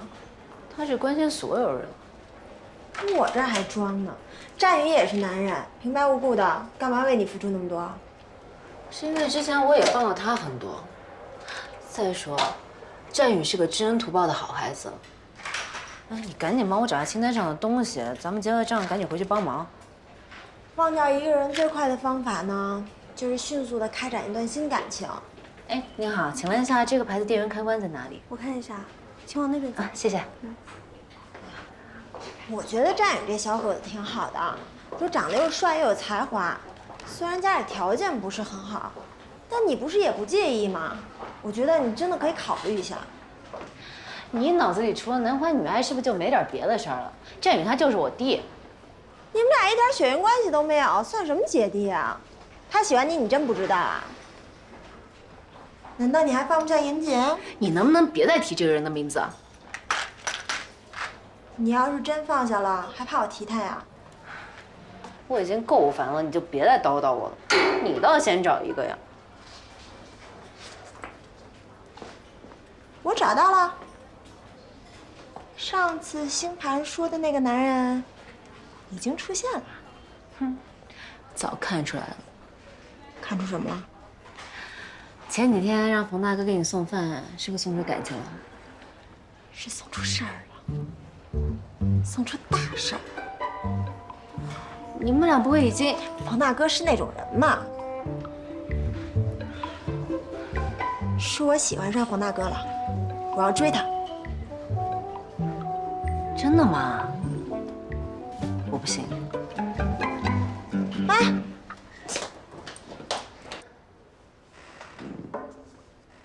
其实我对冯大哥一直挺有好感的。他一个人又当爹又当妈，乐乐身体不好，他还这么积极向上，为人善良。上次陪你去找严谨算账，他还替我出头。当时我就觉得他特爷们儿。这几天他一直在照顾我，还帮我收拾屋子。不知道为什么，我觉得好像有了他忙忙叨叨的身影，我那个冷冷清清的房子才像个家。你不是随便说说吧？当然不是，我这次是认真的。我已经不是小姑娘了，该要什么我自己知道。可是冯大哥跟你之前那些男朋友情况都不太一样，经济条件一般，你要是跟他在一起，未来会有很多困难，你能承受得起吗？我早就想好了，我看上的是冯大哥这个人。只要我决定跟他在一起，我就能接受他所有的一切。而且冯大哥之前跟我聊过，他说他想开一家卤味店，但是他现在没有多少本金。我有啊，只要我改掉花钱大手大脚的习惯，把这些钱省下来，不出2年，应该就能帮他把店开起来。只要店开起来了，凭冯大哥的手艺，生意肯定红火。到时候乐乐医药费也不用愁了。你能看上老冯呀？表明你这个脑袋瓜子还算清醒。那你说他能看上我吗？他会不会因为我以前那些事儿讨厌我呀？他要真讨厌你，何必答应我来照顾你啊？也是。那我接下来该怎么追啊？你跟他那么好，赶紧给我支支招。我觉得只要拿出真心就行了。但是你看看冯大哥平时那么简朴，就你这辣妹的穿衣风格，加上这大浓妆得变变。哦，最关键的是要对乐乐好。行。那以后我这些化妆品啊、包啊、衣服啊都归你了，我换你那些衣服穿。这么决绝？我得学会省钱持家。我可丑话说在前面，你敢伤了冯大哥的感情，咱们俩有劲。先追上再说。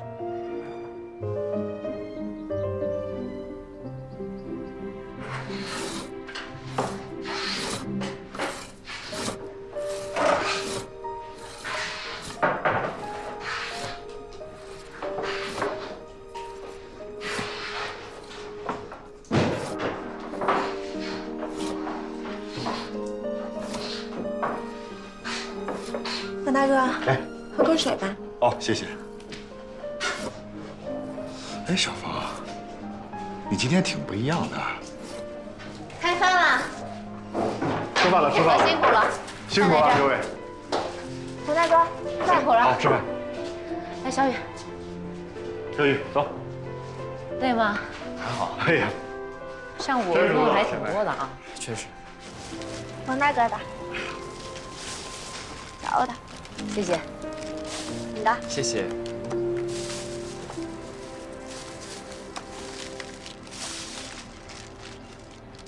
哎，我这份怎么比你们那个多一份肉啊。你这2天干的活最多，太辛苦了，我特意多给你点了一份肉。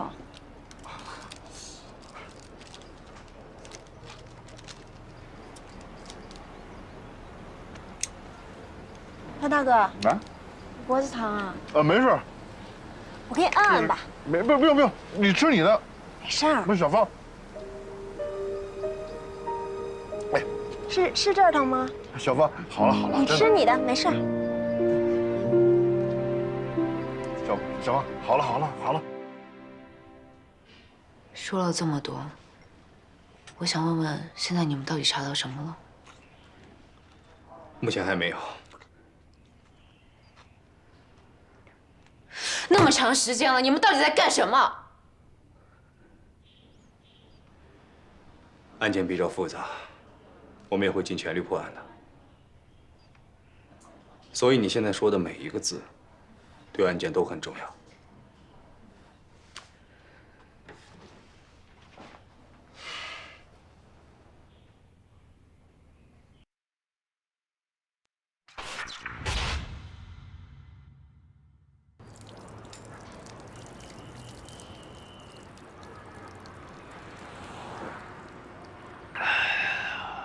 儿子走了有5年了，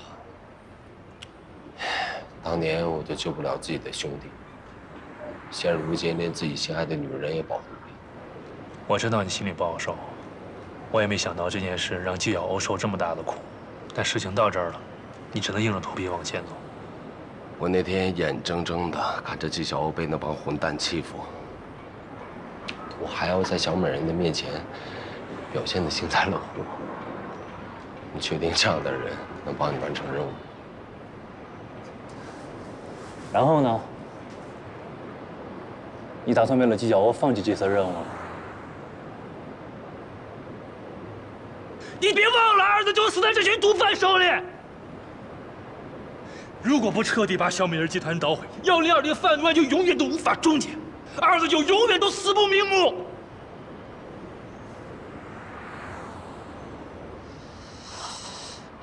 行，牢骚我也发了。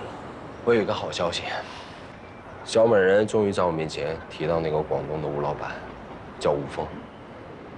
虽然他没有提起毒品生意，但他至少想要把我拉入伙，还想把物流运输交给我。这坏消息就是跟吴老板所有的联络都是刘伟在负责，小美人根本就没有见过吴峰这个人。而且刘伟仍然反对我来负责运输。KK 已经被六子带去见过刘伟了，他跟你说过吗 ？KK 见过刘伟了。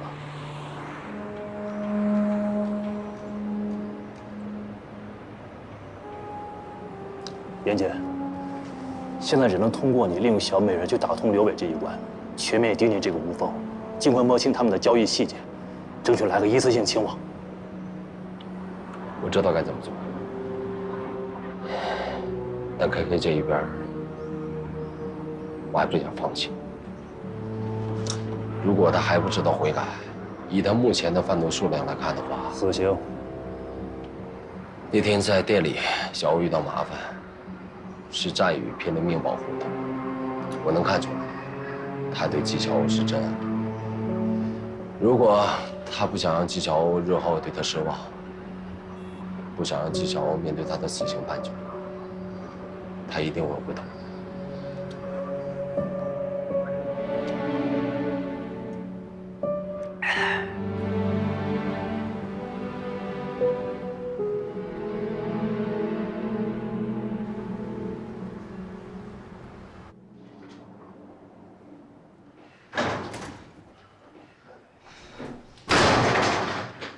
你不会敲门啊？如果你再敢伤害纪晓，我就杀了你！我说到做到。那得看你能不能活到那一天。威胁我，信不信我现在杀了你？信啊！我怎么不信？你毒都敢卖，人有什么不敢杀的？什么毒？你说什么？真不知道？那行，我帮你回忆回忆。你叫战宇，音乐学院小提琴专业的高材生没有错，但你还有个绰号，叫 KK， 酒吧界一代有名的毒贩。你的上线是六子，那天在会所，你就是去找刘伟的。你从一开始被生活所迫，到对金钱成瘾，再到现在，你成了小美人贩毒集团的成员。你贩的毒，加起来足够你吃好几颗枪子了。你真以为你是纪晓鸥面前那个纯良少年？你只不过是一个欺骗家人朋友，努力在别人面前扮演好孩子的毒贩，一个满口谎言的亡命徒。要不是我让老程给你个改过自新的机会，你早就脑袋搬家了。老程，你们跟我走。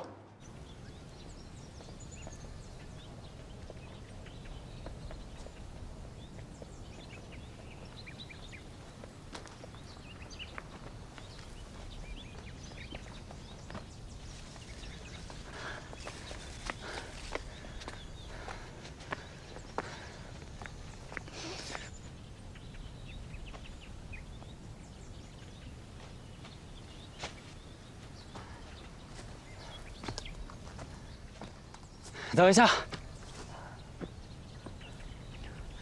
这儿没人，有什么话就在这儿说吧。男子汉大丈夫，这么点山路你都走不了。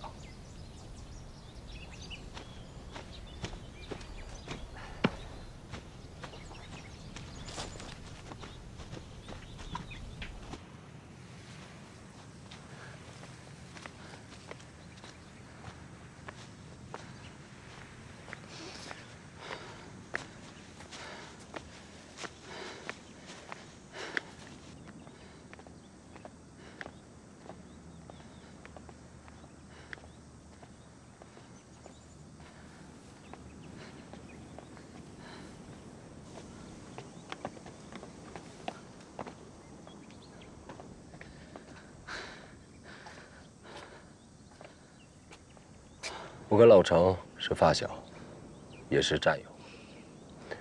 我们共同经历了5年前1020特大贩毒案。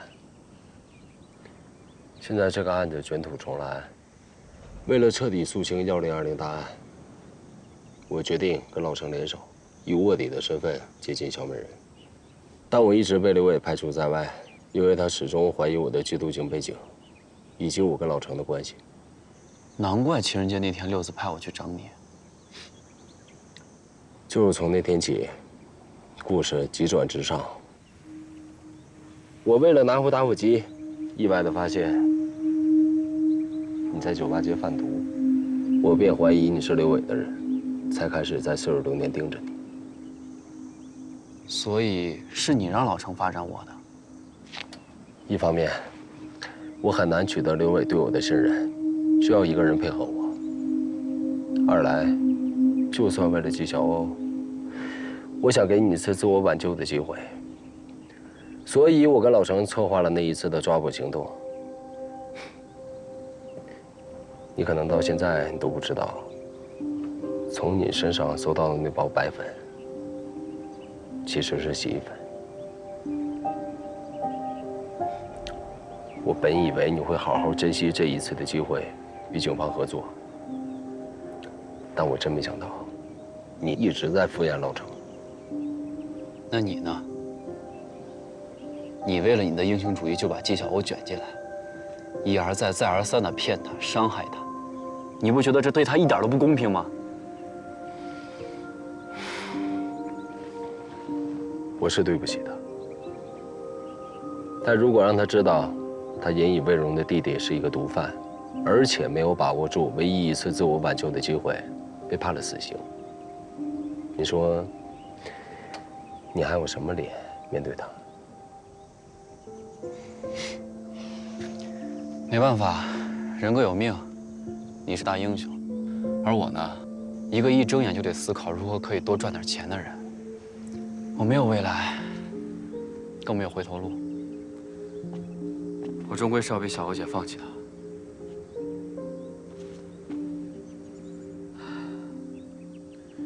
那是因为你自己把你自己给放弃了。眼下是案件突破的关键时刻，只要你肯全力的配合我，从刘伟那里获得重要的情报，你就有活下来的希望。将功补过，永远为时不晚。你只要活着，你才能站在这儿看风景，才能去爱你想爱的人。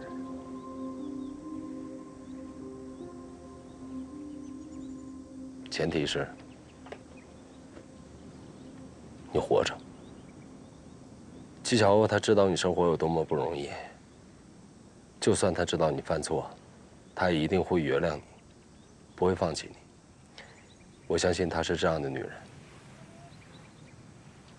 回头吧，佳宇。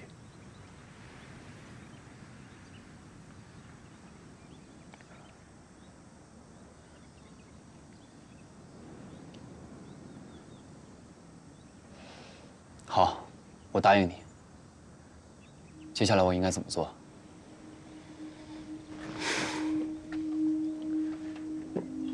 你现在和刘伟什么情况？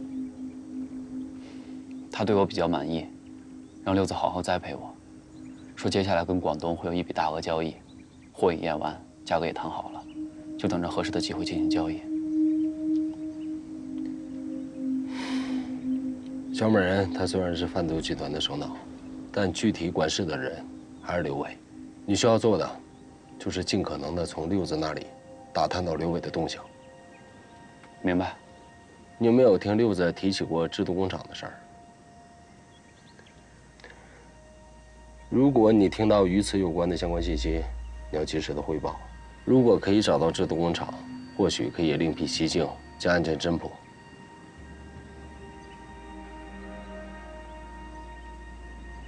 好了，接下来我们要减少见面。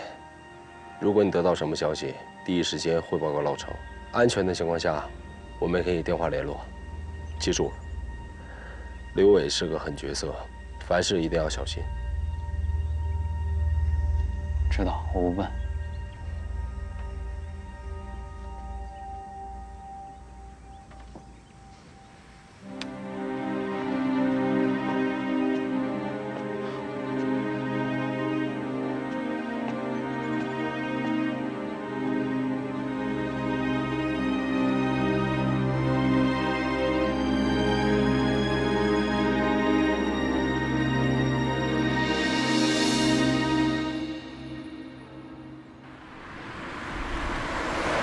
装修公司的简介、报价单、合同我都已经发给你了。一签合同，第二天就可以动工。记住了，你就说是你自己找的。效果怎么样了？还可以，正常吃饭睡觉。唯一的烦心事儿就是店里的装修。我不在，你跟方天雅把他照顾好。我马上到店了，先挂了。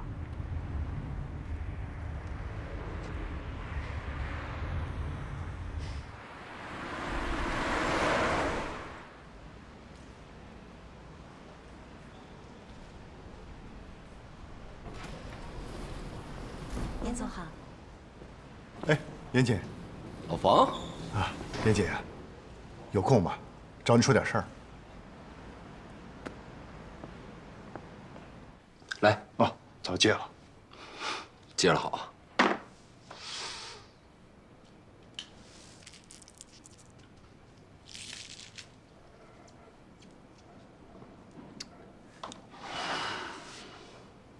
老房。我知道小欧店被砸的事儿，你挺气愤的。严姐，你到底跟那女的什么关系？你知不知道她背后跟黑道有来往？她什么样的人，我当然知道。但你也知道啊，最近啊经济不景气，我为了保住这摊生意，必须得跟这个女人保持合作的关系。人在江湖，身不由己嘛。你跟他合作是你工作上的事儿，啊，我相信你心里有谱。可是小欧是我认识里面最善良的一个女孩子，认识这么多年了，我从来没见过她这么伤心过。那当然，这是你俩的私人感情，我无权过问。但是作为他的老大哥，我实在不忍心看着他这么伤心啊。严谨，你别再找他了。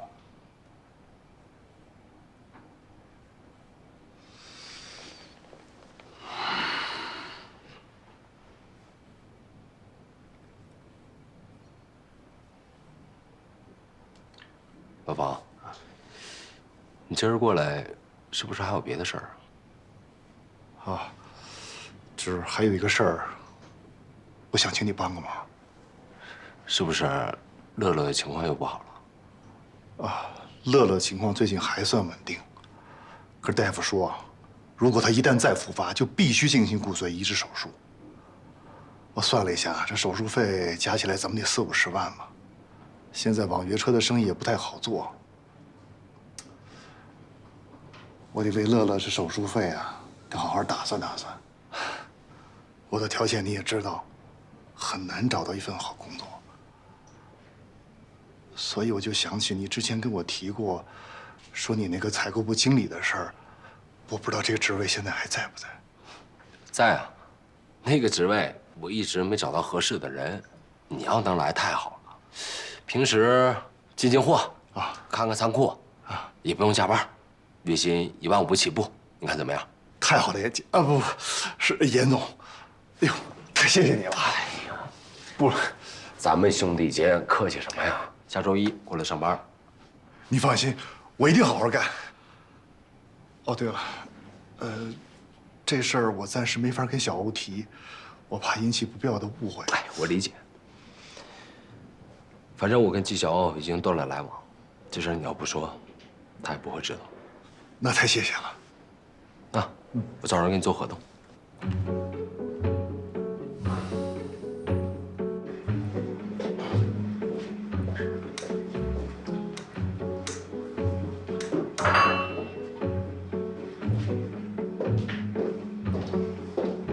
嚯，可以啊，严总。没2天功夫，这办公室就焕然一新啦！啊，哎，你看看，还是人家严总有品位，你瞧瞧。哎，这用的都是环保材料，你闻闻，一丁点味道都没有。让你费心了。应该的。严总，今后在女人方面得严谨点儿，动不动就装修办公室。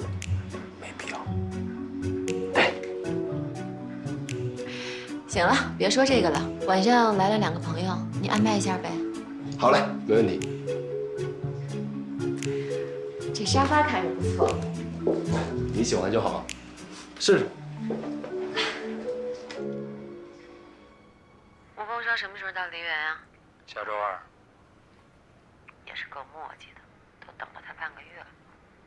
这吴峰太迷信了，出门都得算日子。就这日子，还是找了3个大师算了才定好的。说点正经的吧，你打算跟严谨耗到什么时候啊？再这样下去，我跟他就只能谈感情，谈不了什么生意了。你觉得严谨对你的感情是真的吗？上次咱们为了试探他，砸了纪晓欧的店，他的反应正常吗？正不正常我不知道，但是能看得出来他是铁了心了。感情的事儿我不管，但生意上的事儿，我不想让严谨插手。他到底怎么你了？你这么跟他过不去？我觉得他来者不善。我一想到他是前缉毒警，我心里就不踏实。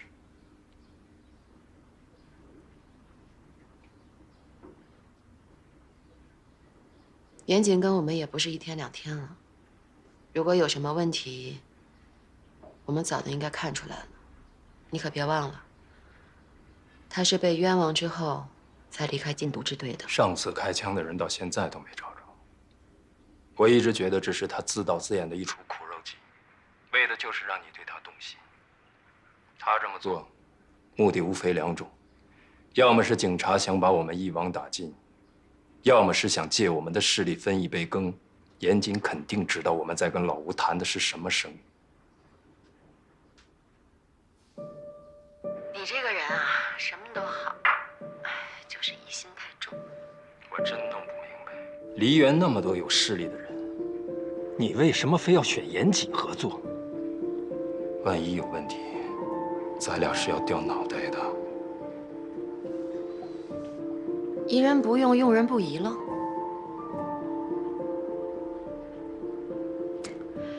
严谨有没有问题，再试试不就知道了吗？老吴来是个机会啊。还是你狠。那就按你说的办，但我把丑话说在前头。如果严谨真的有问题，随你处置了。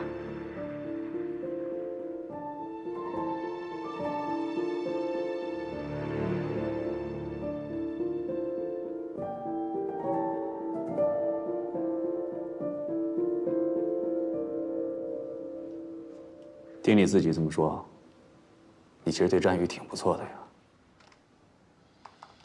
我没想为自己开脱，我只是陈述事实而已。那这么听下来，你应该是战宇的大救星啊，他应该特感谢你吧？我那么信任他，他居然差点害死我。看你们合作的不是很愉快啊。我真后悔给了他这个机会，